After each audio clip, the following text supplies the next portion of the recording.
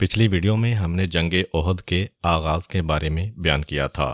آج کی ویڈیو میں ہم آپ کو بتائیں گے کہ جنگ احد میں مسلمانوں سے کون سی ایسی غلطی ہوئی کہ جس کی وجہ سے مسلمانوں کو کفار کے مقابلے میں بھاری نقصان کا سامنا کرنا پڑا، اور کیوں مسلمانوں کا ایک گروہ میدان احد کو چھوڑ کے شہر مدینہ کی طرف بھاگ گیا تھا۔ بسم اللہ الرحمن الرحیم۔ محترم ناظرین، السلام علیکم۔ بات اس منزل پر پہنچ چکی تھی کہ ہفتے کا دن تھا، 7 شوال کی تاریخ تھی اور 3 ہجری کا سن چل رہا تھا۔ اعلان رسالت کو 16 سال گزر چکے ہیں۔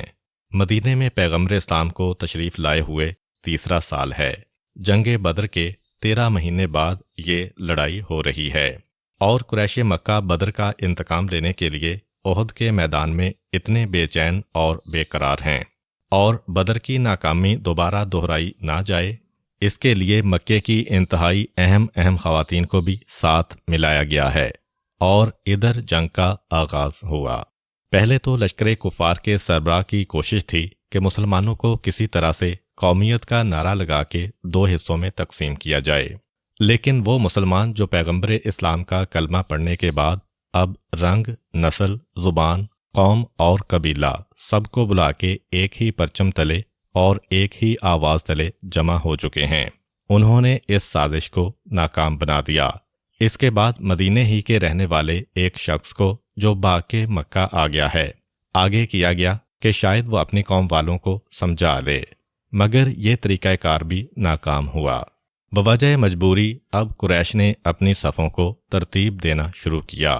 مکے میں پہلے تو یہ رواج تھا کہ جب بھی کسی جنگ میں جاتے تھے ان کا ایک مخصوص قبیلہ تھا، بنو عبد الدار، علم ہمیشہ ان کو دیا جاتا تھا۔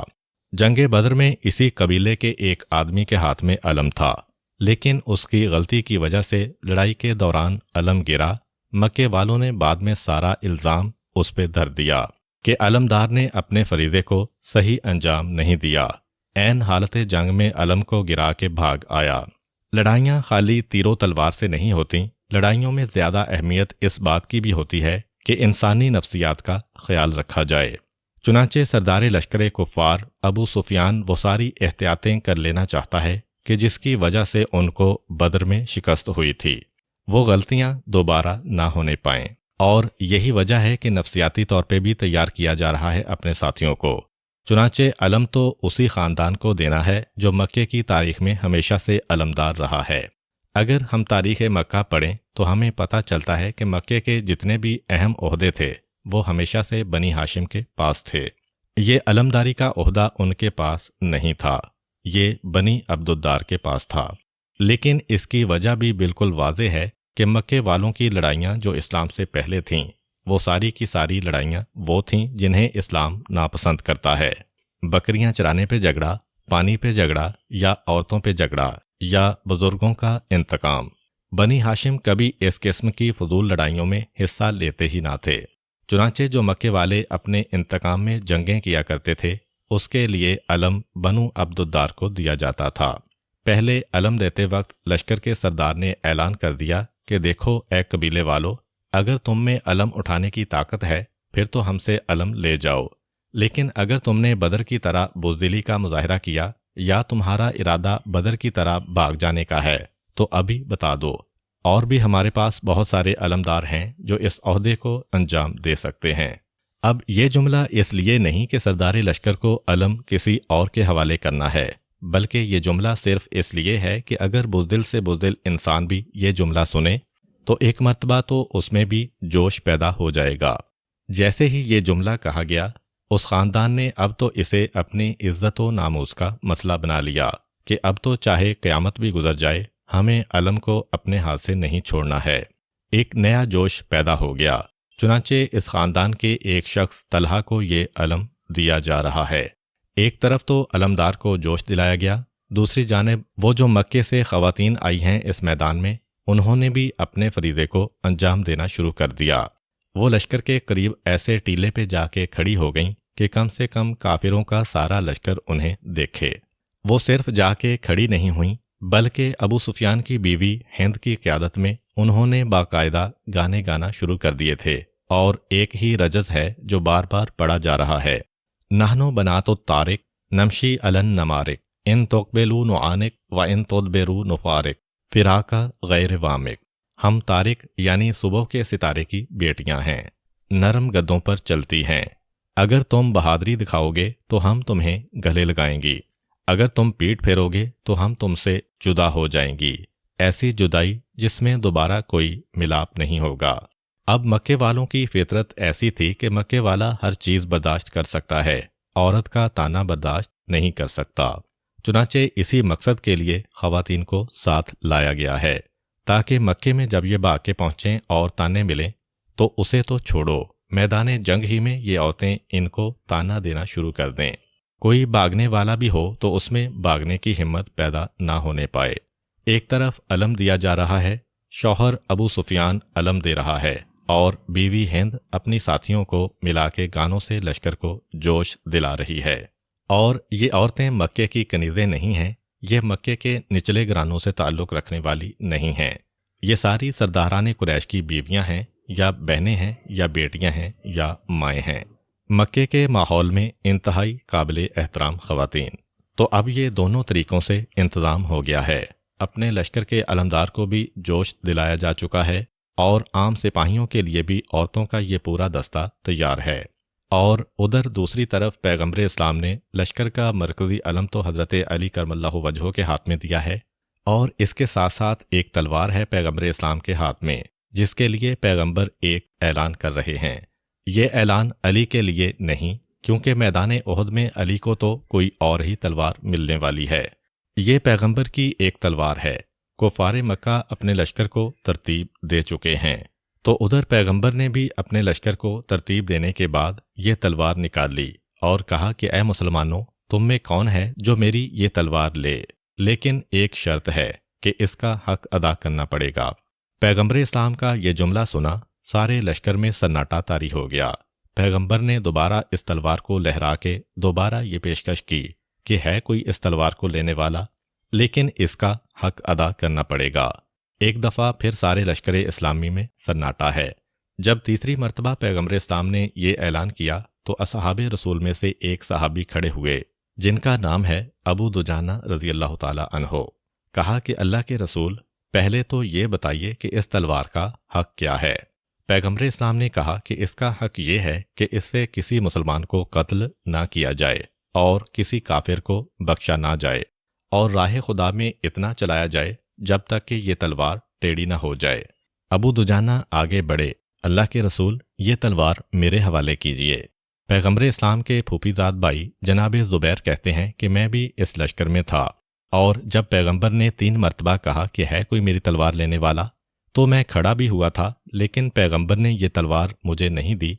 जिस वक्त अबू दुजाना ने यह सवाल किया और पैगम्बर ने उसका जवाब दिया, काफिरों को माफ़ नहीं करना, मुसलमानों को कत्ल नहीं करना, राह खुदा में इतना चलाना है कि ये तलवार टेढ़ी हो जाए। अबू दुजाना ने कहा कि अल्लाह के रसूल, मैं इसका हक अदा करूँगा। पैगम्बर इस्लाम ने यह तलवार उनके हवाले की। ये अबू दुजाना मदीने के रहने वाले सहाबी हैं, यानी अंसार में से हैं। वो तलवार हाथ में लेके चले। अबू दुजाना का एक तरीक़ाकार था कि किसी भी लड़ाई में अगर मरने के लिए जाते थे तो अपनी पेशानी पे सुर्ख रंग की एक पट्टी बांध के जाते थे। अंसारे मदीना इस्लाम से पहले जब ये लोग काफिर थे, बुत परस्त थे, तो उनमें से हर एक को मालूम था कि अबू दुजाना की पेशानी पर अगर सुर्ख रंग की पट्टी नजर आए तो इसका मतलब ये है कि आज वो मरने के लिए आया है। ज़ुबैर कहते हैं कि मैंने देखा ये तलवार हाथ में लेते हैं और पहले तो अपने लिबास में से सुर्ख रंग की पट्टी को निकाला, अपनी पेशानी पर उस सुर्ख पट्टी को बांधा। अब इसके बाद तलवार लेके चले, लेकिन बड़ी शान के साथ चल रहे हैं, यानी थोड़ा अंदाज में गुरूर आ रहा है, तकब्बुर आ रहा है। मालूम है कि इस्लाम में बदतरीन गुनाहों में से एक है गुरूर और तकब्बुर करना। लेकिन इस वक्त जो तलवार लेके चले हैं अबू दुजाना, तो तमाम लश्कर इस्लामी के सामने तकब्बुर का मुजाहिरा कर रहे हैं। ओहद की लड़ाई में कुछ मुनाफिकीन भी लश्कर इस्लाम में हैं, तो बाद लोगों को शिकायत हो गई, अल्लाह के रसूल, आपने ये तलवार ऐसे आदमी के हाथ में दे दी है जिन्हें इतना भी ख्याल नहीं कि गुरूर इस्लाम में हराम है, और वो तकब्बुर और गुरूर का मुजाहिरा कर रहे हैं। पैगम्बर इस्लाम ने कहा, بس جہاد کا موقع ہی وہ موقع ہے جہاں اللہ نے اس قسم کے تکبر اور غرور کی اجازت دی ہے، اکڑ کے چلنے کی اجازت دی ہے۔ دشمنوں کے سامنے بھی تو بہرحال لشکر اسلامی کا ایک رعب قائم کرنا ہے۔ ابو دجانہ نے یہ تلوار لی، اور واقعاً میدان احد کے بعد کے حالات نے بتایا کہ ابو دجانہ نے اس تلوار کا حق ادا کیا ہے۔ فرماتے ہیں جناب زبیر کہ اب میں ابو دجانہ کے پیچھے لگا رہا کہ آخر ان کے پاس کون سی ایسی شجاعت ہے کہ پیغمبر اسلام نے مجھے بٹھا کے یہ تلوار ان کو دی ہے۔ تو میں نے میدان جنگ میں دیکھا کہ ابو دجانہ اس تلوار سے بے شمار کافروں کو قتل کرتے ہوئے آگے بڑھتے جا رہے ہیں، یہاں تک کہ اس مقام پہ پہنچ گئے کہ جہاں پہ ہند اور اس کی ساتھی عورتیں کھڑی ہو کے رجز پڑھ کے اور گانے گا کے کافروں کو جوش دلا رہی تھیں، اور ابو دجانہ نے ایک مرتبہ تلوار کو بلند کیا تاکہ ہند کی گردن کو کاٹا جائے۔ اس وقت ہند نے ایک مرتبہ فریاد کی کہ اے میرے ساتھیو، مجھے چھوڑ کے کہاں چلے گئے؟ آؤ اور آ کر مجھے بچاؤ۔ لیکن جس وقت کا یہ واقعہ ہے، اس وقت تک کافروں پر مسلمانوں کا غلبہ تھا، لشکر کفار فرار اختیار کر رہا تھا، کوئی ہند کی فریاد سننے کے لیے بھی نہیں آیا۔ چنانچہ آسان ترین شکار ہے، لیکن نہیں۔ جناب زبیر کہتے ہیں کہ تلوار گردن تک پہنچی اور میں نے دیکھا کہ تلوار کو واپس کھینچا گیا۔ ابو دجانہ واپس پلٹے اور اب دوسرے کافروں کے پیچھے لگے۔ میں ان کے قریب گیا، کہا کہ اے ابو دجانہ، یہ کیا ماجرا ہے کہ تم نے دشمن کے قریب پہنچ کے تلوار کو ہٹا لیا؟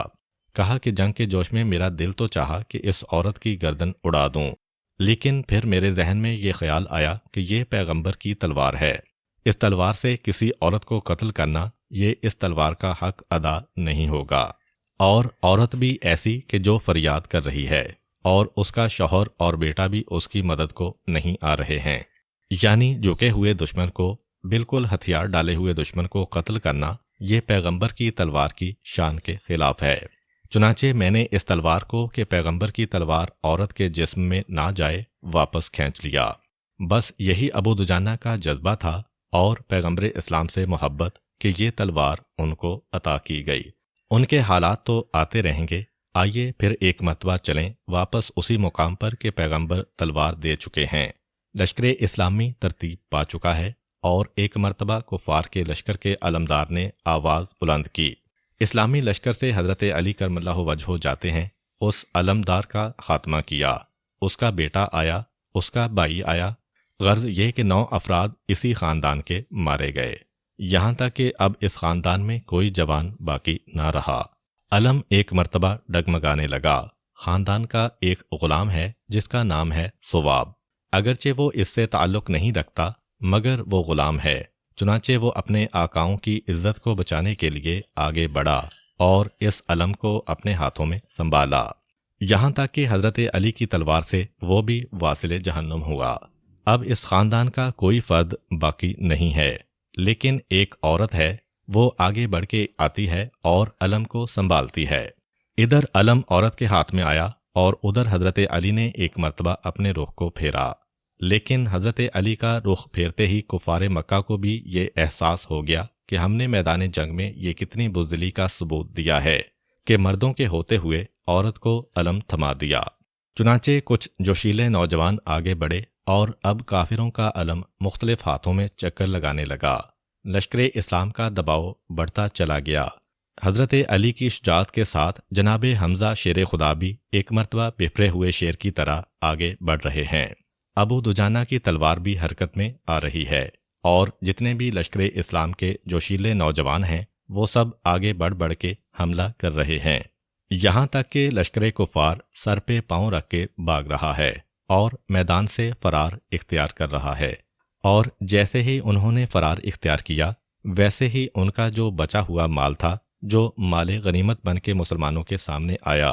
تاریخ دانوں نے لکھا ہے کہ اس طرح سے یہ لوگ فرار اختیار کر رہے تھے کہ جب اس ٹیلے تک پہنچے جہاں پہ وہ عورتیں کھڑی ہیں جو ان کو جوش دلانے کے لیے آئی ہیں، ان عورتوں نے دیکھا کہ ہمارے گانے کام نہیں آ رہے ہیں، ہمارا رجز کام نہیں آ رہا ہے، تو یہ عورتیں پہلے سے تیار ہو کے آئی ہیں، چنانچہ اپنے ساتھ جو عورتوں کا میک اپ ہوتا ہے اس کا بھی کچھ سامان لے کے آئی ہیں۔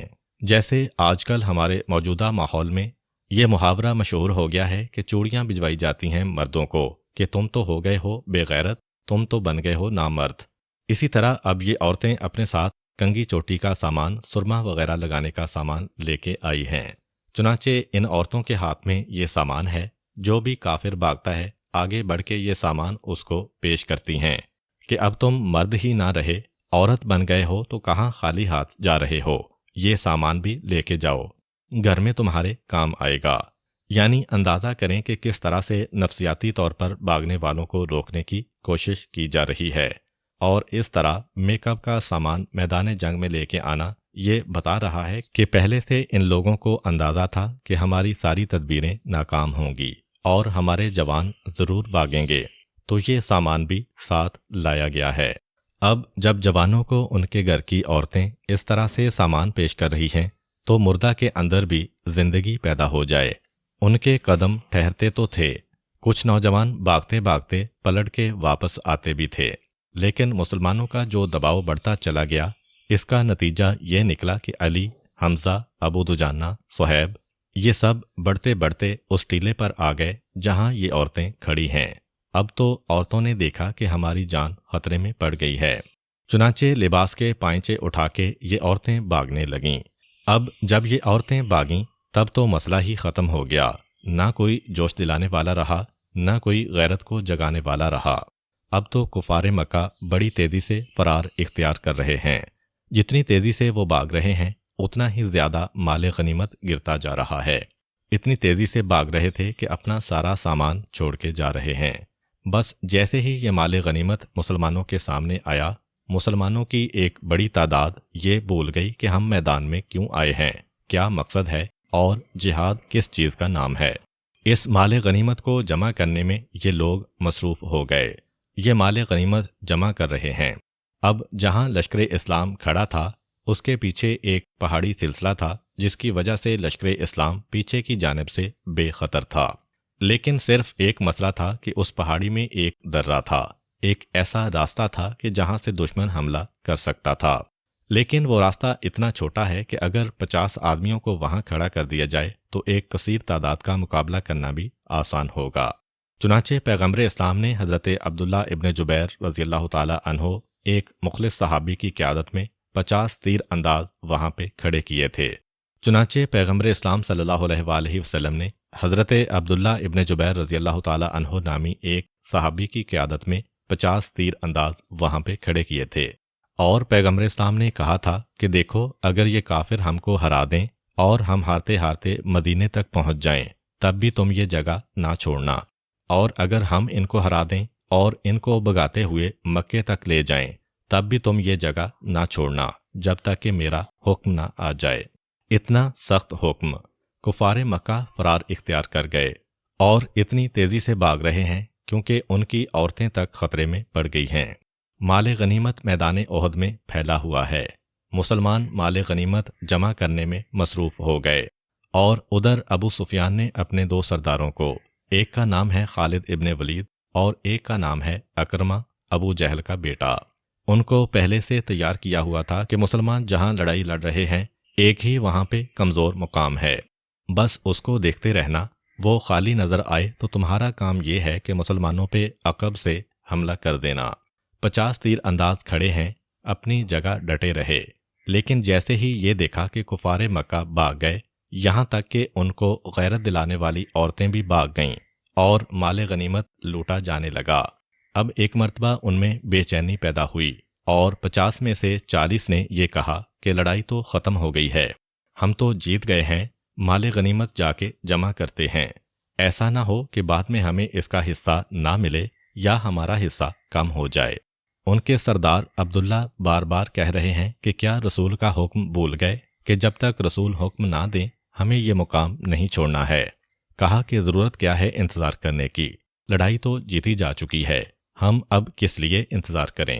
وہ بیچارے مخلص سردار پکارتے رہے، روکتے رہے، لیکن یہ 40 مسلمان مال غنیمت لوٹنے کے خیال سے یہ علاقہ چھوڑ کے چلے گئے۔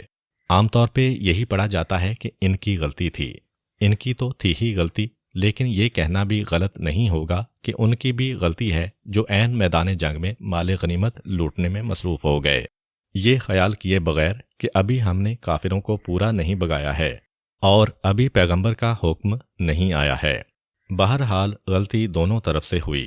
40 آدمی وہاں سے ہٹے، 10 آدمی اس قابل نہ تھے کہ ایک بڑے لشکر کو روک سکیں۔ چنانچہ تاریخ کہتی ہے کہ جیسے ہی موقع ملا، کفار مکہ کے ان 2 سرداروں نے عقب سے حملہ کیا۔ جب تک کہ جسم میں طاقت رہی، ان 10 مجاہدین نے مقابلہ کیا، ایک ایک کر کے 10 کے 10 بما اپنے سردار عبداللہ ابن جبیر کے شہید ہو گئے، اور ایک مرتبہ کفار کو کھلا راستہ مل گیا۔ عقب سے مسلمانوں پہ حملہ ہوا، مسلمان ایک مرتبہ سٹ پٹا گئے، اور جیسے ہی پشت سے حملہ ہوا ویسے ہی اب بھاگنے والے کافر بھی پلٹ کے واپس آ رہے ہیں۔ اب مسلمان دونوں طرف کی فوجوں کے درمیان پسے جا رہے ہیں۔ دباؤ اتنا بڑھتا جا رہا ہے کہ مسلمان گھبرا گئے، مسلمان پریشان ہو گئے، اور شاہ عبدالحق محدث دہلوی مدارج النبوہ میں لکھتے ہیں کہ مسلمان 4 حصوں میں تقسیم ہو گئے۔ ایک حصہ تو وہ تھا کہ جو 2 طرفہ حملے کے نتیجے میں فوراً شہید ہو گیا، دوسرا حصہ وہ تھا جو اس دباؤ کا مقابلہ نہ کر سکا اور بھاگا میدان جنگ سے اور پہاڑیوں میں جا کے پوشیدہ ہو گیا، تیسرا حصہ وہ تھا جو اس دباؤ کا مقابلہ نہ کر سکا اور میدان سے فرار اختیار کیا اور شہر مدینہ تک دوڑتے چلے گئے اور وہاں جا کے بیٹھ گئے، اور چوتھا گروہ وہ جس کے اندر 14 آدمی باقی بچے جو میدان میں ڈٹے رہے۔ لیکن ایک اور روایت کے مطابق 14 بھی نہیں، صرف 8 آدمی تھے جو میدان میں ڈٹے رہے۔ خیر، ابتدا میں ایسا نہیں تھا کہ ابتدا میں مسلمانوں کی ایک بڑی تعداد میدان میں کھڑی رہی، لیکن 2 طرفہ دباؤ کے نتیجے میں کثرت کے ساتھ مسلمان شہید ہوئے۔ جو میدان چھوڑ کے جانے والے تھے وہ تو چلے گئے، لیکن پھر بھی ایک بڑی تعداد تقریباً 130 مسلمان میدان میں کھڑے تھے۔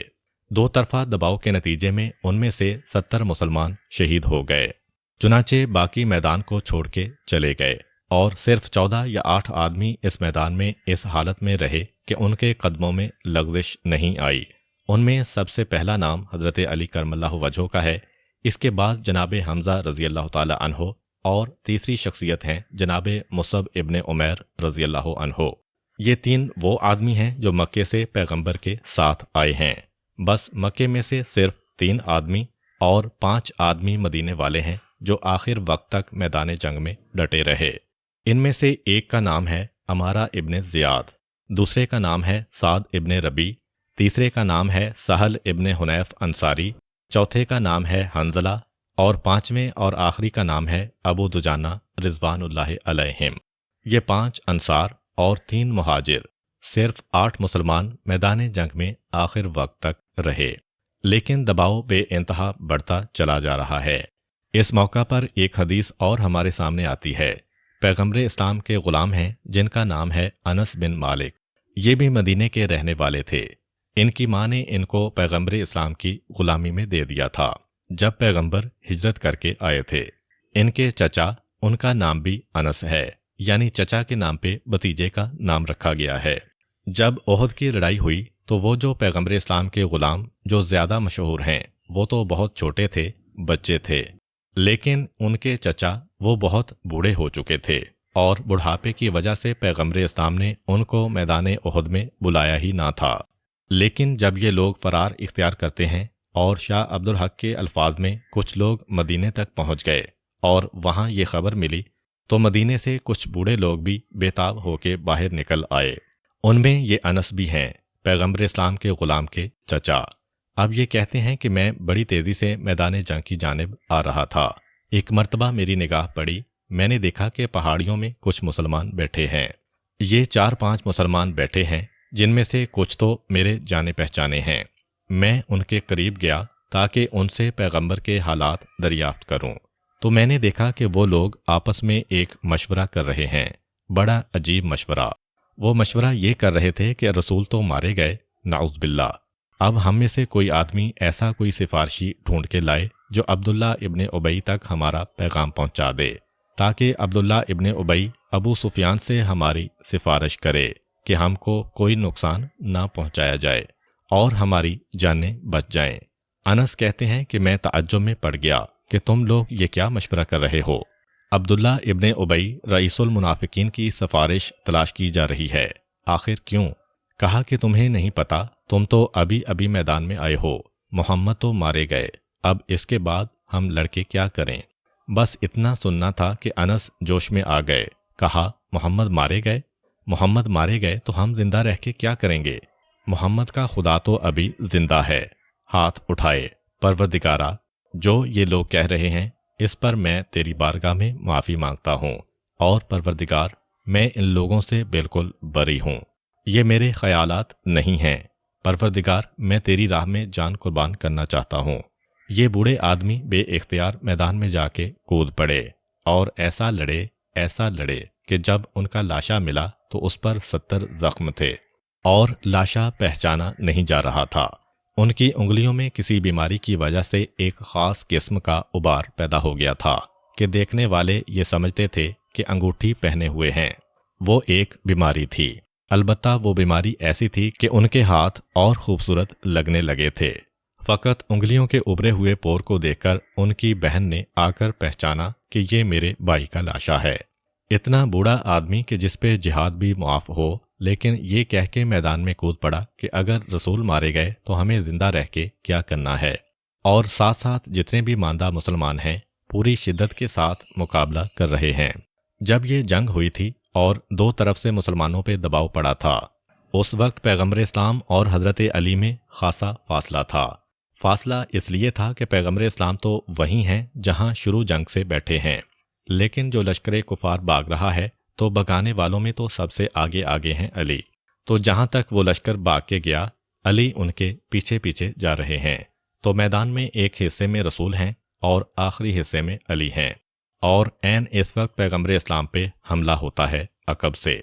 तो अली तो बहुत दूर हैं, पैगम्बर तक आते आते अली को कुछ वक्त लगेगा। इस दौरान ये सारे हादसात व वाक़यात पेश आए कि पैगम्बर इस्लाम अकेले रह गए। सिर्फ 8 आदमी मैदान जंग में हैं, लेकिन ये 8 मैदान जंग में बिखरे हुए हैं। उनमें अली सबसे आखिर में हैं, पैगम्बर सबसे पहले हैं। काफ़ी फासला बीच में आ चुका है। जब कुफार मक्का ने मुसलमानों पर अकब से हमला किया तो उन्होंने एक इरादा किया हुआ था, बल्कि रिवायत में है कि उनके 5 आदमी कसम खा के आए थे कि हमें और कुछ नहीं करना है, सीधा जाके रसूल पे हमला करना है। चुनाचे वो लोग तेजी से आगे बढ़े। पैगम्बर इस्लाम के करीब उस वक्त एक सहाबी थे, मुसब इब्ने उमैर रज़ियल्लाहु अन्हु। उस सहाबी के बारे में आप बहुत दफ़ा सुन चुके हैं। शहर मदीना में इस्लाम उनकी वजह से फैला था और उनकी शक्ल सूरत पैगम्बर इस्लाम से खासी मिलती जुलती थी। जिस वक्त उन्होंने ये देखा कि पैगम्बर अकेले रह गए हैं तो ये तलवार लेके पैगम्बर इस्लाम के सामने आ गए हिफाजत करने के लिए। चुनाचे सारा दबाव इन पर पड़ा और जख्मों के नतीजे में ये शहीद होके ज़मीन पे गिर पड़े। जैसे ही ये जख्मी होके ज़मीन पे गिरे, वैसे ही कुफार को धोखा हुआ कि पैगम्बर मारे गए, क्योंकि उनकी शक्ल रसूल से मिलती है। चुनाचे यहाँ से वहाँ तक ये आवाज़ बुलंद हो गई, कोतिला मोहम्मद, कोतिला मोहम्मद, मोहम्मद मारे गए, मोहम्मद मारे गए। ये आवाज़ बुलंद होते ही काफिरों का हौसला बढ़ गया और मुसलमानों की वो हालत थी जो अभी आपने शाह अब्दुल हक मुहद्दस दहलवी के अल्फाज में सुनी। अब मुसब इब्ने उमैर भी शहीद हो गए हैं। बाकी सब मुसलमान भी ये सुन के कि रसूल शहीद हो गए हैं, जहां जहां लड़ रहे थे वहीं से मैदान छोड़ के जाने लगे। अब कुफार मक्का तो समझ रहे हैं कि रसूल शहीद हो गए, चुनाचे उन्होंने कहा कि अब दूसरे मुसलमानों की खबर लेना है। लेकिन वो 5 आदमी जो ये कसम खा के मैदान में आए थे कि हमें पैगम्बर इस्लाम को निशाना बनाना है, उनके दिलों को इत्मीनान नहीं हुआ। वो आगे बढ़े कि हम अपनी आंख से पैगम्बर का लाशा देखेंगे। जब करीब पहुंचे तो देखा कि लाशा तो मुसब इब्ने उमैर का पड़ा है और पैगम्बर इस्लाम अपने मुकाम पे खड़े हैं और नाम ले ले के कह रहे हैं, इलैया इलैया इबादल्लाह, ए अल्लाह के बंदो, कहाँ जा रहे हो, आओ मेरे पास, आओ मेरे पास, जिसे कुरान सूरह आले इमरान की आयत नंबर 152 में कह रहा है। जब तुम भाग रहे थे और किसी को मुड़कर नहीं देख रहे थे और रसूल तुम्हें पीछे से बुला रहे थे। अब ये जो मंजर देखा, इन 5 आदमियों ने कहा, अरे ये तो गलत खबर निकली और अब तक ये जिंदा हैं, हमें अपने अहद को पूरा करना है। और ये कह के ये पैगम्बर के करीब आए। अब कोई मुसलमान इस वक्त यहाँ पे नहीं है। पैगम्बर इस्लाम जब जिहाद पर जाते थे तो कुछ तबीबों को भी साथ ले जाते थे। मदीने के अंदर एक औरत थी जिनका नाम था नुसैबा और कुनियत है उम्मे अमारा। ये पैगम्बर इस्लाम के साथ आई थीं मैदान ओहद में। लड़ने के लिए नहीं, लड़ने के लिए तो अपने बेटे भेजे थे। इनके बेटे भी इसी फौज में हैं।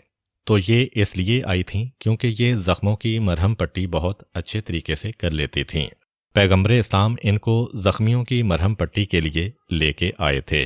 अब जो लड़ाई हो रही थी, शुरू में तो मुसलमान तो कोई ज़ख्मी ही नहीं था, अलबत्ता मुसलमानों को प्यास लग रही थी। तो अगरचे ये डॉक्टर थीं आजकल की इस्तिलाह में, लेकिन उन्होंने देखा कि अभी कोई ज़रूरत नहीं है, तो पानी की मश्क उठा ली और प्यासों को पानी पिलाने लगीं। ये मश्क लेके जा रही थीं कि इन्होंने ये मंजर देखा कि पैगंबर अकेले खड़े हैं। पैगंबर के करीब मुसब इब्ने उमैर का लाशा है और ये 4-5 आदमी पैगंबर के करीब आ रहे हैं। ये बर्दाश्त न कर सकीं, पानी की मश्क एक तरफ फेंकी और तेज़ी से आगे बढ़ीं और पैगंबर के आगे जाके खड़ी हो गईं। पैगंबर इस्लाम ने इनको आते देखा, एक तलवार इनके हवाले की। अब ये अकेली औरत और बूढ़ी औरत, इसलिए कि इनके 3-4 तो जवान बेटे हैं मैदान जंग में, लेकिन पैगंबर इस्लाम की हिफाजत के ख्याल में पैगंबर के सामने आईं और तलवार चलाना शुरू की। तारीख कहती है कि इतनी शान के साथ इन्होंने तलवार चलाई कि पैगंबर इस्लाम तक मुस्कुरा उठे और ये सारे कुफार एक मरतबा भागने लगे। अच्छा, इनके अपने बेटे मैदान में थे और वो लड़ते लड़ते शहीद हो गए थे। इतने में इनके बेटे का कातिल यहाँ से गुजरा। पैगंबर ने कहा, ए उम्मे अमारा, इस आदमी को पहचानो, इसी ने तुम्हारे बेटे को मारा है। एक मरतबा जोश में माँ आगे बढ़ी और अपने बेटे के कातिल की गर्दन पे तलवार मारी और उसका लाशा वहीं पे गिर पड़ा। पैगंबर इस्लाम मुस्कुरा के कहते हैं कि तुमने अपने बेटे का किसास ले लिया। ये तलवार चला रही हैं, बाकी सब लोग भाग गए। अब यहाँ पे बड़ा लश्कर नहीं था, उस वक्त सिर्फ 5-6 आदमी थे। ये सब भागे, लेकिन अब ये इसलिए भागे हैं, ये लोग पैगंबर इस्लाम पे हमला करने आए हैं। इनके पास ज़रा बख्तर नहीं था। उम्मे अमारा के हाथ में तलवार थी। ये बहादुरी के साथ लड़ रही हैं। भागते हुए मुसलमानों को इनको देख के भी गैरत नहीं आई। यहाँ तक कि पैगंबर ने एक भागते हुए मुसलमान को देखा जिसके पास डाल थी।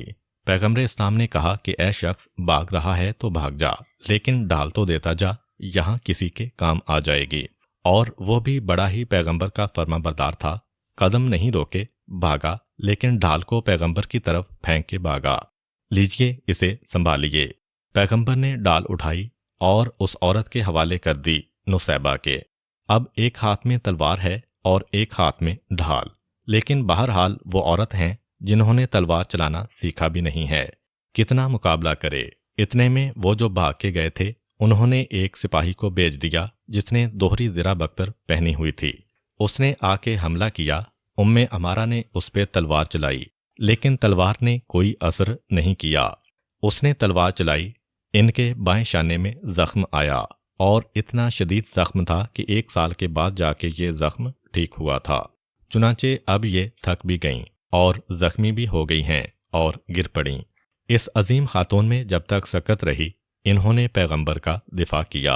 अब पैगंबर इस्लाम एक मरतबा फिर ज़ाहिरी एतबार से खाली हो चुके हैं और वो जो 5 आदमी मन्नत मांग के आए थे कि हमें पैगंबर पे हमला करना है, एक मरतबा वो पलट के वापस आ रहे हैं। और 5 में से एक तो ऐसा आदमी था जिससे पैगंबर इस्लाम ने बहुत पहले एक वादा किया था। उसका नाम था उबई इब्ने खलफ। ये मक्के का रहने वाला था। इसने एक घोड़ा पाला था और बड़े प्यार से रोज़ाना सुबह इसको दाना देता था। लेकिन इस घोड़े को दाना देने के बाद फौरन ये पैगंबर इस्लाम की तरफ आता था। जहाँ भी पैगंबर मिलते थे, इनको रोक के कहता था, तुम्हें पता है कि मैं एक घोड़ा पाल रहा हूँ, आज फिर मैं उसको दाना दे के आ रहा हूँ। ये घोड़ा मैं सिर्फ इसलिए पाल रहा हूँ कि एक दिन इसी पे बैठ के मैं तुझको कत्ल करूँगा। ये रोज़ाना बिला नागा रसूल को ये जुमला कह के जाता है और पैगंबर इस्लाम सुनते रहते हैं। इसकी बात पे एक दिन पैगंबर ने पलट के एक जुमला कहा कि इंशाल्लाह वो दिन भी आएगा कि तू इसी घोड़े पे बैठ के मुझे कत्ल करने आएगा, लेकिन तू मेरे हाथ से मारा जाएगा। अच्छा, कुफारे मक्का जितने भी दुश्मने रसूल थे, दिल में हर एक को यकीन है कि पैगंबर सच्चे हैं। इन 5 आदमियों में ये आदमी भी है, बल्कि उसकी मन्नत तो बहुत पुरानी है। اسی گھوڑے پہ بیٹھ کے آیا ہوا ہے اور پیغمبر کے قریب پہنچ گیا۔ جب مصعب ابن عمیر رضی اللہ عنہ شہید ہو گئے، اس کے بعد عمارہ بھی زخمی ہو کے گر پڑیں۔ اب یہ 4 آدمیوں کے ساتھ آ رہا ہے۔ سب سے آگے یہ ہے، پیغمبر کے قریب پہنچا۔ اس وقت پیغمبر نے ایک شہید مسلمان کا نیزہ اٹھایا۔ وہ تیزی سے دوڑتا ہوا آ رہا تھا۔ اس سے پہلے کہ وہ پیغمبر پہ حملہ کرے، پیغمبر اسلام نے اپنے نیزے کو آگے بڑھایا، بس ایک ہلکی سی خراش اس کی گردن پہ لگائی۔ کوئی بڑا زخم نہیں، ایک ہلکا سا زخم لگنا تھا کہ پہلے تو 2 مرتبہ وہ چیخا کہ آگ لگ گئی، آگ لگ گئی، اور پھر گھبرا کے بھاگا، اور اتنی تیزی سے بھاگا کہ میدان احد چھوڑتا جا رہا ہے۔ آخر میدان میں ابو سفیان نے جو یہ دیکھا تو گھبرا کے پوچھا، تم کہاں دوڑے جا رہے ہو؟ تم پہ تو ہم کو بہت بھروسہ تھا۔ کہا، تمہیں نہیں پتا محمد نے مجھے قتل کر دیا۔ کہا، کیا مطلب تیرا؟ یہ زخم تو بہت ہی معمولی ہے، اس کی تو کوئی حیثیت ہی نہیں۔ کہا کہ نہیں، وہ مکے میں مجھے کہہ چکے ہیں کہ وہ مجھے قتل کریں گے، اور یہ وہی نشان ہے جس سے میں قتل ہوں گا۔ اتنا وہ ڈرا، اور ڈرا اس لیے کہ اسے رسول کی سچائی پہ یقین ہے۔ چنانچہ وہ رکا بھی نہیں، بھاگتے بھاگتے مدینے سے دور ہو گیا، راستے میں گرا اور اسی زخم سے مر گیا۔ یعنی میدان احد سے ابھی کافروں کا لشکر واپس آیا بھی نہیں، اور یہ راستے میں واصل جہنم ہوا۔ تو یہ ایک آدمی تھا جسے پیغمبر نے اپنے نیزے سے ہلکا سا زخمی کیا تھا، لیکن باقی جو 4 آدمی ہیں وہ پیغمبر کے قریب آئے، اور ایک مرتبہ ایک نے ایسا پتھر مارا کہ پیغمبر اسلام کے سر پہ زخم پیدا ہو گیا، اور اتنا خون بہا کہ پیغمبر کا سارا چہرہ خون سے آلودہ ہو گیا۔ دوسرے آدمی نے دوسرا پتھر مارا جو پیغمبر اسلام کے داہنے مبارک پر لگا، اور پیغمبر اسلام کے داہنے مبارک سے خون جاری ہو گیا۔ تیسرے آدمی نے پیغمبر کے دائیں پہلو پہ تلوار ماری، جس کا زخم پیغمبر کے پہلو پہ آیا۔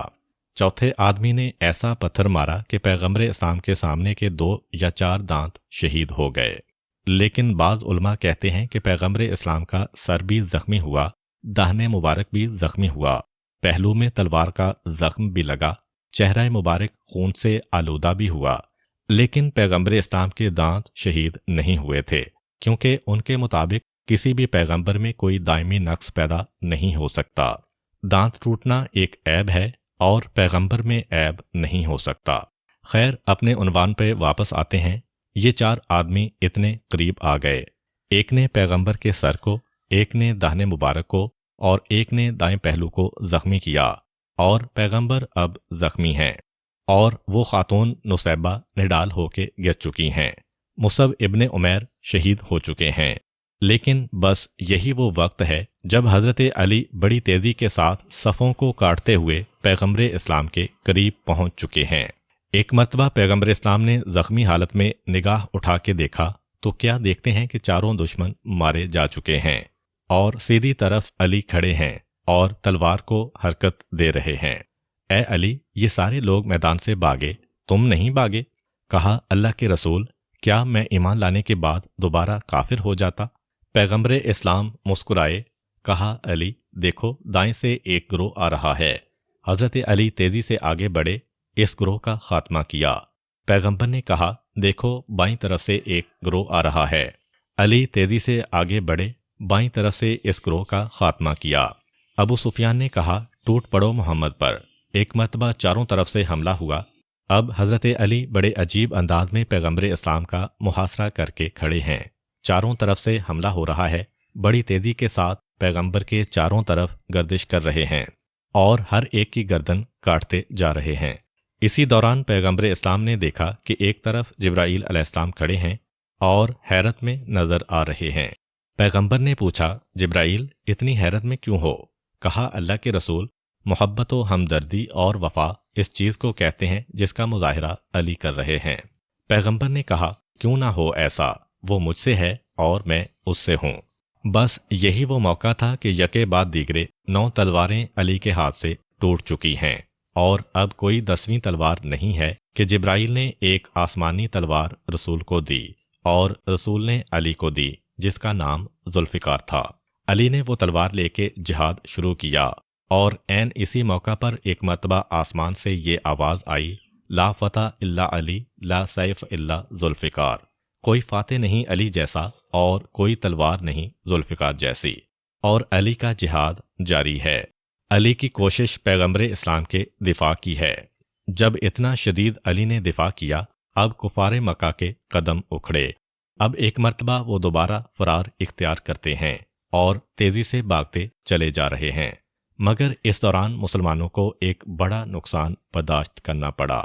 پیغمبر اسلام کے چچا جناب حمزہ رضی اللہ تعالی عنہ کی شہادت کا مسئلہ یہ ہوا کہ جب پیغمبر پہ حملہ ہوا اور علی تیزی کے ساتھ پیغمبر کے قریب آ رہے ہیں، لیکن راستے میں اگر دیکھا کہ کسی مسلمان پہ حملہ ہو رہا ہے تو مسلمان کو بچاتے ہوئے آئے۔ مثلا ذکوان ابن قیس رضی اللہ عنہ کا واقعہ بہت مشہور ہے۔ یہ ذکوان ابن قیس پیغمبر کے خیمے کا پہرا دیا کرتے تھے راتوں کو۔ میدان احد سے جب سب فرار اختیار کر گئے، یہ میدان میں لڑ رہے تھے۔ حضرت علی تیزی سے واپس آ رہے ہیں رسول کی طرف کہ دیکھا کہ ایک کافر ابو الحکم کی تلوار بلند ہو چکی ہے، ذکوان کو گردن سے پکڑا ہے اور تلوار چلانا چاہتا ہے۔ علی کو بہت جلدی ہے پیغمبر کے پاس جانے کی، لیکن جیسے ہی ان کو مظلوم پایا، تیزی سے آگے بڑھے، ابو الحکم کے 2 ٹکڑے کیے، ذکوان کو رہائی دلائی اور پیغمبر کے قریب آئے تو راستے میں مسلمانوں کی مدد کرتے ہوئے آ رہے ہیں۔ لیکن جناب حمزہ اس دوران شہید ہو گئے، اور کیسے شہید ہوئے کہ جبیر مکے کا ایک سردار ہے، اس کا چچا جنگ بدر میں مارا گیا ہے، اور ہند کا باپ، چچا، بھائی، بیٹا، 4 رشتہ دار بدر میں مارے گئے ہیں۔ تو جبیر نے اپنے غلام وحشی سے وعدہ کیا کہ تم میرے چچا کا بدلہ لو، میں تمہیں آزاد کروں گا۔ ہند نے کہا کہ تم میرے 4 رشتہ داروں کا بدلہ لو، آزادی وہ دے گا، 1000 دینار، زیور کی بڑی مقدار، اور اپنا سرخ جوڑا میں دوں گی۔ یہ ہند کے پاس ایک خاص لباس تھا جو سارے مکے میں مشہور تھا۔ وحشی کے لیے تو بہت بڑا انعام ہے۔ کہا کہ یہ بدلہ کیسے لوں؟ تو ہند نے کہا کہ محمد کو قتل کرو، یا علی کو قتل کرو، یا حمزہ کو قتل کرو۔ وحشی کہتا ہے کہ جب میں آیا احد کی لڑائی میں تو میرے سامنے اور کوئی مقصد نہیں تھا، یہ لڑائی میری لڑائی ہی نہیں تھی، میں تو غلام ہوں، میرے سامنے تو اپنی آزادی تھی۔ میں نے سوچا کہ مجھے کیا کرنا چاہیے۔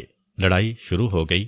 میں نے کہا کہ محمد کے قتل کا خیال تو نکال دو، اصحاب و انصار اتنا چاروں طرف سے گھیرے میں لیے ہوئے ہیں کہ وہاں تک تو میں نہیں جا سکتا، اور علی لڑتے ہوئے بہت آگے آ گئے ہیں، لیکن ایسی لڑائی لڑ رہے ہیں کہ وحشی نے آج تک نہیں دیکھی، کہ سامنے بھی، دائیں بھی، بائیں بھی، پیچھے بھی، چاروں طرف سے علی ہوشیار ہیں، کوئی کہیں سے حملہ نہیں کر سکتا، علی کے قریب بھی نہیں جانا، مارے جاؤ گے۔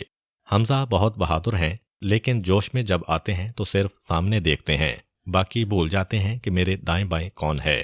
کہا حمزہ پہ حملہ کرنا آسان ہے، اب میں موقع کی تلاش میں تھا، لیکن وحشی کو کوئی غرض نہیں، یہ اس کی لڑائی نہیں ہے، نہ وہ مسلمانوں کا دشمن تھا، نہ وہ کافروں کا ہمسر تھا، آزادی چاہتا تھا۔ چنانچہ وہ تو جناب حمزہ کو نگاہوں میں رکھے ہوئے میدان میں حرکت کر رہا ہے۔ ایک مرتبہ پیغمبر اسلام کی شان میں مکے میں گستاخی کرنے والا ایک آدمی آ گیا۔ جس طرح مردوں کے لیے ختنہ ہے، عورت کے لیے بھی اسلام میں مستحب قرار دیا ہے۔ اس کی ماں کا پیشہ یہی تھا۔ اس کا بیٹا انتہائی گستاخی کرتا تھا۔ جناب حمزہ نے اس کو دیکھا، البتہ اس وقت دیکھا کہ جب کافی مسلمان بھاگ چکے ہیں اور پیغمبر اسلام خطرے میں ہیں، لیکن دشمن رسول اور گستاخ رسول کو دیکھ کے برداشت نہ کر سکے، آگے بڑھ کے اس پہ حملہ کیا۔ اس وقت وحشی بہت قریب آ گیا، دیکھا کہ یہ بہترین موقع ہے، حمزہ کے سامنے ایک کافر آ گیا ہے، اب حمزہ دائیں بائیں نہیں دیکھیں گے۔ موقع دیکھ کے اس نے ایک مرتبہ اپنا حربہ چلایا، ایک چھوٹا تیر مارا جو سیدھا جناب حمزہ کی ناک کے نیچے داخل ہوا، اور ایک روایت کے مطابق سینے میں لگا، اور سینے سے شکم تک اس نے سامنے کے جسم کو پھاڑ دیا تھا۔ جناب حمزہ اس حالت میں بھی کہ پورا جسم کٹ گیا ہے، پھر بھی آگے بڑھتے ہیں تاکہ وحشی پہ حملہ کریں، لیکن چند قدم چل کے گر پڑے۔ وحشی کہتا ہے کہ جیسے ہی میں نے یہ منظر دیکھا، میں خوشی سے اچھل پڑا، میں آزاد ہو گیا، مجھے آزادی مل گئی۔ اور ہند نے مجھ سے ایک بات اور کہی تھی، اسے پورا کرنے کے لیے سینہ تو پھٹ چکا تھا، آگے بڑھ کے جناب حمزہ کا جگر میں نے نکالا اور اسے لے کے میں ہند کے پاس گیا۔ تاکہ اسے ثابت بھی کروں کہ میں کامیاب آیا ہوں۔ اب یہ وہ وقت ہے کہ پیغمبر اسلام پہ حملہ ہے چاروں طرف سے، یعنی کفار واپس آ رہے ہیں۔ تو ہند جو پہلے پائنچے اٹھا کے بھاگ رہی تھی، اب اطمینان سے واپس اپنے مقام پہ کھڑی ہے۔ وحشی پہنچا، آپ کے لیے خوشخبری ہے، اور یہ کہہ کے ایک مرتبہ جناب حمزہ کا جگر ہند کے حوالے کیا۔ عام روایتوں میں ہے کہ ہند نے آپ کے جگر کو کھا لیا، لیکن ایک روایت میں یہ بھی ہے کہ ہند نے آپ کے جگر کو لیا، کھانا چاہا، پروردگار نے اسے ہڈی کی طرح سخت کر دیا، اس کے دانت زخمی ہو گئے، اس لیے کہ اللہ نے یہ چاہا کہ ہند کے جسم میں شہید راہ خدا کے جسم کا کوئی حصہ نہ جانے پائے، اس لیے کہ اگر جگر کا ٹکڑا ہند کے جسم میں پہنچ جاتا ہے تو یہ شہید کا جگر ہے، شہید کو تو جنت میں جانا ہے۔ تو پروردگار عالم اس پہ راضی نہ ہوا، چنانچہ ہند نے کوشش کی، اور اسی کوشش کی وجہ سے اس کا نام ہے جگر خار۔ خار فارسی کا لفظ ہے، یعنی کھانے والی، جگر کھانے والی۔ اور یہ اتنی بدنامی ہو گئی بعد میں کہ پورا خاندان کہلایا عاقلۃ الاکباد۔ عاقلہ عربی کا لفظ ہے کھانے والی، اور اکباد مانی جگر۔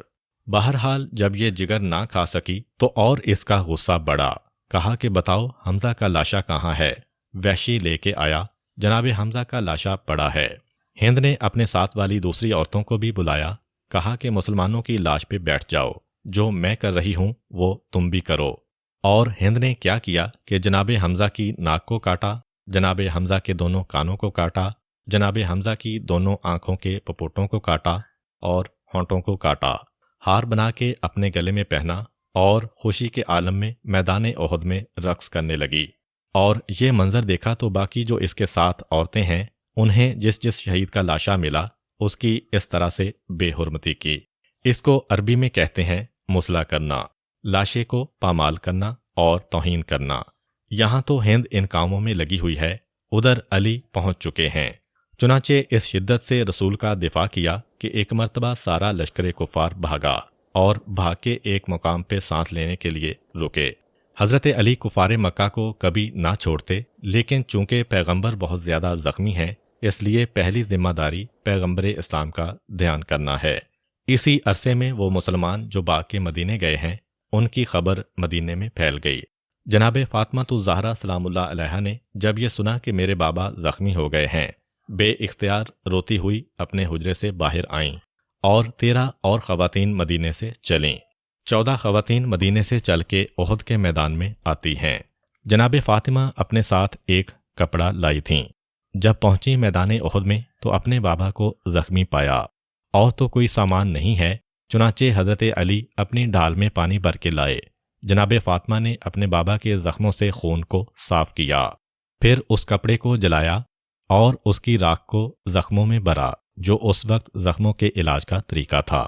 علی اور فاطمہ اس طرح سے پیغمبر اسلام کی تیمارداری کر رہے ہیں، اور عین اس موقع پہ ابو سفیان نے یہ دیکھا کہ اب علی یہاں سے فارغ ہو کے پھر ہمارے پیچھے آئیں گے۔ اس نے چاہا کہ جاتے جاتے میں مسلمانوں کا حوصلہ پست کر دوں۔ اب لشکر کفار پیچھے ہٹ گیا ہے، اب میدان میں فقط رسول ہیں، علی ہیں، فاطمہ ہیں۔ یہ منظر دیکھ کر کچھ مسلمانوں میں ہمت پیدا ہوئی، اور وہ ایک مرتبہ پیغمبر کے قریب آنے لگے پہاڑیوں سے اتر کر۔ ابو سفیان نے کہا کہ مسلمانوں کا حوصلہ پست کیا جائے، ان کو ہم ہرا تو نہیں سکتے، چلو کسی طرح ان کی ہمت توڑی جائے۔ چنانچہ وہ اب پہاڑوں کے قریب گیا اور آواز لگانے لگا، اعلیٰ حبل، اعلیٰ حبل، ہمارا حبل بہت بلند ہے، بہت بلند ہے۔ کسی مسلمان نے دوڑ کے کہا، اللہ کے رسول، ابو سفیان پہاڑی پر موجود مسلمانوں کے سامنے یہ آواز بلند کر رہا ہے۔ پیغمبر اسلام نے کہا، خاموش نہ رہو، تم بھی جا کے اس کا جواب دو، اور بآواز بلند، اگر وہ کہتا ہے اعلیٰ حبل، تو تم کہو کہ ہمارا اللہ زیادہ عزت والا اور زیادہ بزرگ ہے۔ جیسے ہی یہ نعرہ وہاں پہنچا، اس کے نعرے کا جواب ملا تو اس نے دوسرا نعرہ لگایا، لنا عزا ولا عزا لکم، ہمارے پاس تو عزا جیسا خدا ہے، تمہارے پاس کوئی عزا نہیں۔ پھر باقی وہ مسلمان آیا، اللہ کے رسول، وہ یہ کہہ رہا ہے۔ پیغمبر نے کہا، تم جاؤ اس کے پاس، اور اگر وہ کہتا ہے لنا عزا تو تم کہو اللہ مولانا، اگر وہ کہتا ہے لا عزا لکم، تمہارا کوئی عزا نہیں ہے، تو اس سے کہو لا مولانکم، تمہارے پاس کوئی اللہ جیسا مولا نہیں ہے۔ غرض یہ کہ ادھر سے نعرہ آتا ہے، ادھر سے پیغمبر وہ جوابی نعرہ دیتے ہیں کہ ٹوٹا ہوا حوصلہ مسلمانوں کا جڑنے لگتا ہے، پست ہمت دوبارہ جوان ہونے لگتی ہے۔ ابو سفیان نے دیکھا کہ اس طرح تو کامیابی نہیں ہوگی، نعرے بازی بھی بند کی، کیونکہ علی اب پیغمبر کے زخموں سے فارغ ہو چکے ہیں اور تلوار لے کے آگے بڑھ رہے ہیں۔ فوراً ابو سفیان پیچھے ہٹ گیا کہ جتنی تھوڑی بہت کامیابی مل گئی یہی بہت ہے، اب میدان میں نہیں کھڑے رہنا۔ اچھا، تمام مسلمان مورخین لکھتے ہیں کہ احد میں مسلمانوں کو شکست ہوئی، لیکن سوچنے کی بات ہے کہ یہ کیسی شکست ہے جس کے اندر کفار مکہ بھاگے ہوئے واپس جا رہے ہیں۔ شکست تب ہوتی اگر کفار کا مدینے پہ قبضہ ہو جاتا، یا خدا نخواستہ پیغمبر اسلام کی ذات کو کوئی ایسا نقصان پہنچ جاتا کہ اسلام ختم ہو جاتا۔ چنانچہ حقیقت میں یہ شکست نہیں ہے، درمیان میں یقیناً مسلمان کمزور پڑے اور مسلمانوں کو نقصان بھی کفار سے زیادہ ہوا، لیکن آخر میں مسلمان بھاگ کے مدینے نہیں آئے، کافر بھاگ کے مکے گئے۔ چنانچہ جیسے ہی دیکھا گیا کہ فاطمہ اور علی نے رسول کے زخموں کی مرہم پٹی کر دی ہے اور اب علی تلوار لے کے آگے بڑھ رہے ہیں، فوراً واپس آیا، اپنے ساتھیوں سے کہا کہ یہاں سے واپس چلو، اس سال تو ہم کامیاب نہیں ہوئے، اگلے سال ہم دوبارہ آئیں گے۔ یہ جملہ بتا رہا ہے کہ لشکر کفار اپنے آپ کو شکست کھایا ہوا سمجھ کے جا رہا ہے، ورنہ واپسی کس بات کی؟ اگر بدر کا انتقام لے لیا ہے تو ٹھیک ہے، لیکن نہیں۔ ابو سفیان جاتے جاتے بآواز بلند کہہ گیا کہ مسلمانوں، اگلے سال انتظار کرنا، دوبارہ تم سے ملاقات ہوگی۔ اور پیغمبر نے کہا، تم بھی کہو کہ فکر کی بات نہیں ہے، دیکھ لیں گے تم کو اگلے سال۔ یہ کہہ کے لے کے چلا ابو سفیان اپنے لشکر کو۔ یاد رکھیے کہ پیغمبر کو تو سب کچھ معلوم ہے، لیکن مسلمانوں کو یہ بتانا ہے کہ لڑائیاں جو لڑی جاتی ہیں اس میں جنگی حکمت عملی بھی دیکھی جاتی ہے۔ اب پیغمبر اسلام نے ایک مسلمان کو بلایا، اور بعض روایات میں ہے کہ حضرت علی کو بلایا اور کہا کہ دیکھو وہ اعلان تو کر کے گیا ہے کہ ہم واپس جا رہے ہیں، ایسا نہ ہو کہ یہ دھوکہ ہو اور وہ گھوم کے مدینے پہ حملہ کر رہا ہو، کیونکہ مدینہ تو اس وقت خالی پڑا ہے۔ اب تم جا کے دیکھ کے آؤ کہ ان کا کیا ارادہ ہے، اور دیکھو اس کی پہچان یہ ہے کہ اگر وہ اونٹوں کو خالی رکھ رہے ہیں اور گھوڑوں پر بیٹھیں، اس کا مطلب یہ ہے کہ وہ حملہ کرنا چاہتے ہیں، کیونکہ گھوڑا جنگ میں کام آتا ہے، اور اگر وہ گھوڑوں کو خالی لے جا رہے ہیں اور اونٹ پر بیٹھ کے جا رہے ہیں، اس کا مطلب یہ ہے کہ وہ صحرا میں جانا چاہتے ہیں، کیونکہ اونٹ صحرا میں کام آتا ہے، یعنی واپس جا رہے ہیں۔ گیا یہ مسلمان اور خبر لے کے آیا، اللہ کے رسول، گھوڑے ان کے خالی ہیں، اونٹوں پر سارے مرد اور عورتیں سوار ہیں۔ پیغمبر نے کہا، اچھا، اس کا مطلب یہ کہ وہ لوگ جا رہے ہیں۔ اے مسلمانوں، تم کامیاب ہو گئے، اور اب پورا دن لڑائی میں گزر گیا، ظہر اور عصر کا وقت گزرا جا رہا ہے۔ پیغمبر نے کہا، پہلے نماز پڑھنا ہے، لیکن پیغمبر اسلام اتنے زخمی ہیں کہ پیغمبر میں کھڑے ہونے کی طاقت نہیں ہے۔ پیغمبر بیٹھ کے امامت کروا رہے ہیں، مسلمان پیچھے کھڑے ہو کے نماز پڑھ رہے ہیں۔ پیغمبر نے نماز پڑھائی، نماز سے فارغ ہونے کے بعد اب پیغمبر اسلام کے ساتھ ایک مسئلہ آیا۔ حذیفہ یمانی رضی اللہ تعالیٰ عنہ روتے ہوئے آ رہے ہیں۔ حذیفہ یمانی بڑے عظیم صحابی ہیں، یہ وہی صحابی ہیں جنہیں پیغمبر اسلام نے منافقوں کے نام بتائے تھے۔ چنانچہ حضرت عمر رضی اللہ عنہ کا تو یہ ساری زندگی طریقہ رہا کہ اگر کسی صحابی کے جنازے پہ حذیفہ نماز نہیں پڑھتے تھے تو حضرت عمر بھی نہیں جاتے تھے کہ ضرور اس کے اندر کوئی خرابی ہے، تبھی تو حذیفہ نہیں گئے ہیں۔ یہ حذیفہ جو پیغمبر اسلام کے رازدان ہیں، یہ بھی احد کی لڑائی میں تھے، ان کے والد بھی تھے، لیکن ان کے والد بہت بوڑھے تھے، تو پیغمبر نے ان کے والد کو اور ایک اور بوڑھے آدمی تھے، ان دونوں کو اس مکان کی حفاظت کے لیے رکھا تھا جہاں عورتوں کو جگہ دی گئی تھی۔ مدینے کی عورتوں میں سے کچھ کو جو مدینے کے باہر رہتی تھیں، احد کے قریب جن کا دیہات تھا، عورتوں کو پیغمبر نے قلعے کے اندر رکھا تھا کہ تم اس میں جا کے بیٹھو، اور دو بوڑھوں کو کہ تم جہاد تو نہیں کر سکتے، اس مکان کی حفاظت کرو۔ جب یہ خبر پھیلی کہ رسول شہید ہو گئے، دونوں بزرگوں نے ایک دوسرے کو دیکھا، کہا، اچھا رسول شہید ہو گئے، اب ہم زندہ رہ کے کیا کریں گے؟ چلو ہم بھی اپنی جان قربان کرتے ہیں۔ ان میں سے ایک تو کافروں کے تیروں سے شہید ہوئے۔ حذیفہ یمانی کے والد جو تھے، یہ بھی کافروں کا مقابلہ کرنے آ رہے تھے۔ भगदड़ इतनी थी मैदान में कि मुसलमानों ने देखा कि एक आदमी तलवार लेके दौड़ा चला आ रहा है। वो समझे कि काफिरों में से कोई हम पे हमला करने आ रहा है। मुसलमानों ने पलट के उन्हीं पे हमला कर दिया। हुज़ैफा अपने वालिद को पहचान गए, पुकार के कहने लगे, मुसलमानों, ये मेरे बाप हैं। लेकिन उस वक्त ऐसा नक्शा बदला कि किसी ने ये आवाज़ नहीं सुनी और उनको शहीद कर दिया। हुज़ैफा को गुस्सा तो बहुत आया होगा, लेकिन बहरहाल पैगंबर के तरबियत याफ्ता हैं। सिर्फ इतना कहा कि अल्लाह तुम लोगों की मगफरत करे। आए पैगंबर के पास, अल्लाह के रसूल, मेरे बाबा शहीद हो गए, मुसलमानों के हाथों से मारे गए। पैगंबर ने कहा, बहरहाल ये एक गलत फहमी है और एक ऐसा कत्ल था कि कातिल को भी अल्लाह माफ़ करेगा और मकतूल को भी जन्नत देगा। तुम उनकी दियत और खून बहा लेना। दो रिवायतें हैं। एक रिवायत यह है कि हुज़ैफा ने कहा, नहीं अल्लाह के रसूल, अगर मेरे बाबा को जन्नत मिली है तो फिर मैं कोई खून बहा नहीं लूँगा। और एक रिवायत है कि खून बहा लिया और तमाम गरीब मुसलमानों पे उसी वक्त सदका कर दिया।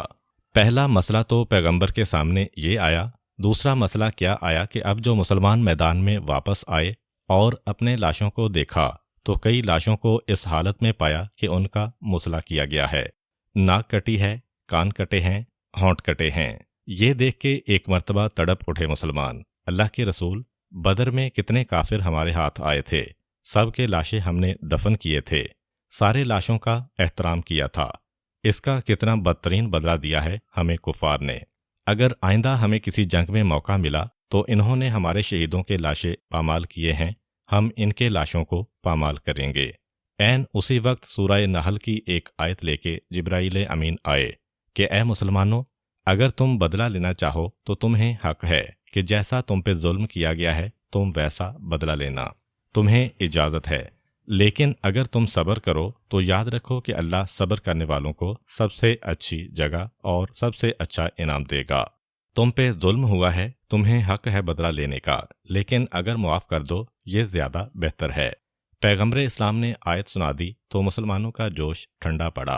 अब इसके बाद लाशें जमा हो रहे हैं। पैगंबर इस्लाम ने अपने चंद मुखलिस सहाबियों को याद किया, कहा कि जिस वक्त काफिरों ने मुझ पे गलबा किया, साद इब्ने रबी आए थे मेरी हिफाजत के लिए, ज़रा जाके ढूंढो वो कहाँ है, किस हाल में है। फलां मुकाम पे मैंने उसको 12 नेज़े खा के गिरते हुए देखा था, वहाँ जाके देखो उसे।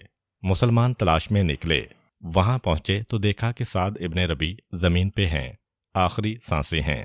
करीब पहुँचे, कहा, ए साद, तुम्हारी क्या हालत है? साद ने आंखें खोलीं, तुम कैसे आए? कहा, रसूल ने भेजा है तुम्हारी तलाश में। साद की आंखों में खुशी के आंसू आ गए।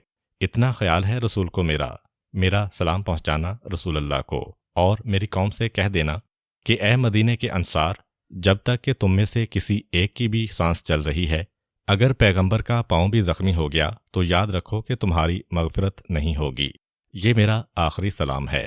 पैगंबर के पास पैगाम पहुंचा, अल्लाह के रसूल, दुनिया से जाते जाते भी वो आपको सलाम कह के गए हैं और अपनी कौम को आपकी हिफाजत का पैगाम दे के गए हैं। पैगंबर इस्लाम ने कहा, अल्लाह उन्हें बड़ा अजर दे। हाँ, ये मालूम करो कि अमारा कहाँ है। अमारा इब्ने ज़ियाद भी उस वक्त पैगंबर की मदद को आए थे, लेकिन करीब नहीं आ पाए। काफिरों ने उन पे गलबा किया। पैगंबर ने कहा, जाके उनको तलाश करो। उनका जिस्म अतहर उठाया गया, पता चला कि आखिरी सांसें हैं। लेकिन पैगंबर ने कहा कि उनको लेके आओ। लेके आए मुसलमान पैगंबर के करीब आए। एक मर्तबा वो मरते हुए हिम्मत करके ज़मीन पे लेटे लेटे एक कदम आगे बढ़े, अपने रुखसार को पैगंबर के पाँव पे रखा, आखिरी सांस ली और इस दुनिया से रुखसत हो गए। मुसलमान कहने लगे, कितने मुखलिस मर्द मुजाहिद हैं, इतना पहले ज़ख्मी होके मैदान में गिरे हैं, गोया सिर्फ इसलिए सांस अटकी हुई थी कि मेरा रुखसार पैगंबर के कदम मुबारक पे पहुंच जाए। फिर एक मर्तबा पैगंबर ने कहा कि कोई मेरे चचा के लाशे को देखने वाला भी है। लोगों ने आके कैफियत बताई, अल्लाह के रसूल, उनका लाशा तो मैदान ओहद के आखिर में पड़ा है। पैगंबर इस्लाम वहां तक पहुंचे, इस लाशे को देखा तो ये जुमला है पैगंबर का कि मुझे अपनी सारी जिंदगी ना ओहद से पहले ना ओहद के बाद इतना गमो गुस्सा कभी ना हुआ जितना अपने चचा का लाशा देख के हुआ, और मरते दम तक हर मुसीबत को मैं भूल गया, अपने चचा की मुसीबत को मैं नहीं भूल पाया। ایسا لاشا تھا جناب حمزہ کا، اور یہی وجہ ہے کہ جب سارے لاشیں پیغمبر نے جمع کیے اور پورا دن مسلمان لڑے ہیں، تھکن سے ہر مسلمان نڈال ہے۔ پیغمبر اسلام نے شروع میں حکم دیا کہ ہر مسلمان شہید کے لیے الگ الگ قبر کھودو۔ 4-5 شہید اس طرح سے دفن ہوئے۔ احد کا علاقہ ہے بھی پہاڑی علاقہ، قبر کھودنا آسان نہیں ہے۔ پیغمبر اسلام نے دیکھا کہ مسلمانوں سے قبر بھی نہیں کھودی جا رہی، پورے دن کی لڑائی لڑی ہے، اور ایسی سخت لڑائی۔ پیغمبر نے کہا کہ اب قبر کھودو اور ایک قبر میں 2 کو دفن کرو۔ اس میں بھی مسلمان بہت تھک گئے، اور آخر میں جو لاشیں بچے، پیغمبر اسلام نے کہا کہ ایک بڑی قبر کھودو اور سارے لاشیں اس میں دفن کر دو۔ احد کے شہیدوں کو دفن کیا گیا۔ آج تک یہ قبریں مدینہ میں ہیں، اور پیغمبر اسلام کا حکم ہے اگر کوئی مدینے میں میری زیارت کو آئے اور میرے چچا کی زیارت نہ کرے تو اس نے مجھ پہ ظلم کیا ہے۔ تو جو لوگ عمرے کے لیے مختصر پروگرام بنا کے جاتے ہیں وہ باقی زیارتیں نہ کریں، تب بھی جناب حمزہ کی زیارت ضرور کریں۔ دفن کیا اس طرح پیغمبر نے، لیکن دفن سے پہلے نماز جنازہ پڑھی گئی، اور نماز جنازہ عجیب شان سے پڑھی گئی۔ جناب حمزہ کے لاشے پر پیغمبر اسلام نے پہلے اکیلے نماز جنازہ پڑھی، پھر ایک ایک شہید کی میت لائی جاتی ہے، پیغمبر اس کی نماز جنازہ پڑھتے ہیں، لیکن ہر شہید کے ساتھ جناب حمزہ کی نماز جنازہ کو ملا دیتے ہیں۔ دوسرے الفاظ میں میدان احد میں کل 70 شہید تھے، تو 69 نماز جنازہ پڑھی الگ الگ، لیکن جناب حمزہ کی نماز جنازہ 70 مرتبہ ہوئی، ایک الگ اور پھر ہر میت کے ساتھ۔ اور جناب حمزہ کی نماز جنازہ کے بعد اب میت کو قبر میں اتارنا ہے کہ ایک مرتبہ پیغمبر اسلام کو اطلاع ملی میری پھوپھی آ رہی ہیں، جناب صفیہ، جو جناب زبیر کی والدہ ہیں اور جناب حمزہ کی بڑی بہن ہیں۔ جیسے ہی پیغمبر اسلام کو اطلاع ملی، فوراً پیغمبر نے جناب زبیر کو بلایا، زبیر جاؤ اور جا کر اپنی ماں کو روکو۔ گھبرا گئے زبیر، اللہ کے رسول وہ کس لیے؟ کہا کہ بہن ہیں، بھائی کے لاشے کو اس حالت میں نہیں دیکھ سکیں گی، بہن کو بھائی کے لاشے پہ نہ لے کے آؤ۔ جناب زبیر نے جا کے ماں کو روکا، پیغمبر نے منع کیا ہے۔ کہا کیوں منع کیا ہے؟ کہا اس لیے کہ پیغمبر نے کہا ہے کہ بہنیں بھائی کی لاشے کو نہیں دیکھ سکتی۔